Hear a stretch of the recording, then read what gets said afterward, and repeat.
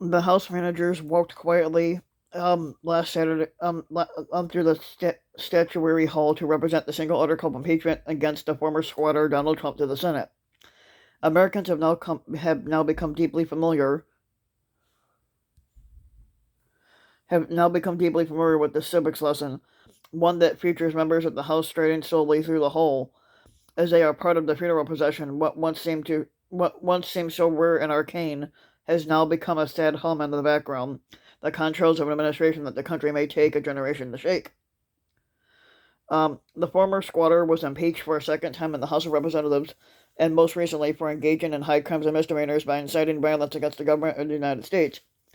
In other words, he egged on the mob that stormed the U.S. Capitol earlier this month, and so on Monday evening, with the Capitol blessedly quiet and calm, one could hear the footfalls of the legislators on the stone floor as they walked two by two solemnly, focused on their task.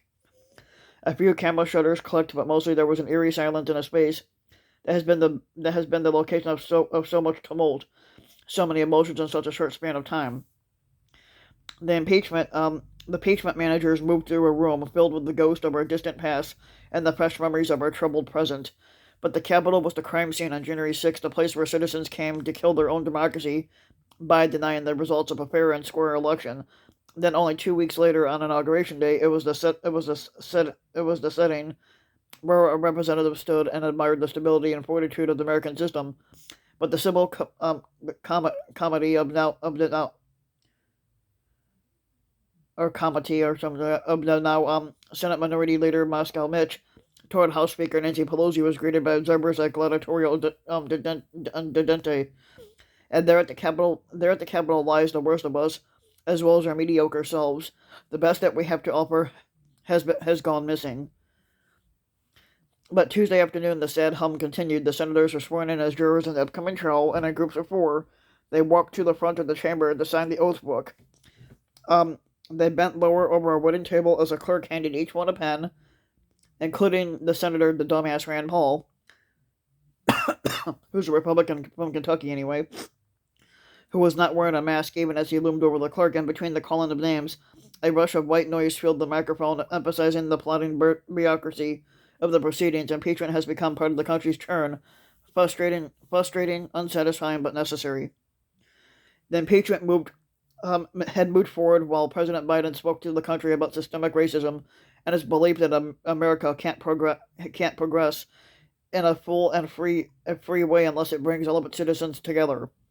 Biden was at the White House, busy signing executive orders putting an end to the Department of Justice use of private prisons and reinvigorating the Department of Housing and Urban Development to root out the long-standing inequity of the housing market. And meanwhile, on Capitol Hill, the country was trying to sort out just how it felt about its own constitution. The impeachment carried on, even though some Senate Republicans aimed to declare it unconstitutional, to hold the former squatter to account for attempting to subvert the Constitution, which leaves many wondering exactly what these legislators think it means to take an oath to uphold the country's governing document. Other Republicans, like Senator Marco Rubio and the ugly-looking skank Nikki Haley, have lamented that impeachment is too divisive or tedious, too distracting or too difficult or simply too mean. It's really not. They just want to move along, smiling politely in the face of the wreckage. The whole nation wants to move on, but how could we not? But we but we can't until we dealt with the mess that lies all around us. We can't simply step over it and put it in the past just because the muck is too wide and too deep. We need to wade in it, and we need to confront the squatters' part in the storming of the Capitol by people who build themselves as unpatriotic and come to a much needed fuller recognition that it was part of the psychic violence that happened long ago when so many members of our society weren't considered Americans at all. But Biden has rightfully turned his attention to strengthening voting rights and safeguarding them. The Senate is now charged with assessing the man who stoked extremism, racism, and fear, and who caused the veracity of the vote in the recent election to be questioned because he questioned the validity of the voters themselves.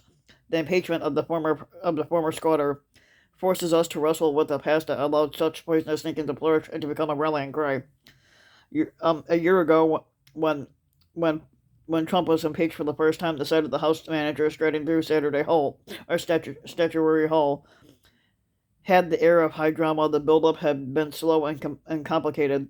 The formal transfer of documents um, was a triumphant climax for a substantial percentage of the country that was immensely frustrated and angry. This time, the impeachment proceedings were fast and furious. After a devastating breach of democracy, and the walk to the Senate chambers didn't resonate with the rage of righteous indignation. Mostly in the manager's sober dress and silence, there was little more than sorrow than had come to this. The country's grievous past has so thoroughly spoiled the present that even the Constitution has been called into question. Instead of looking into it for guidance and grounding, it has become a damnable vessel of doubt.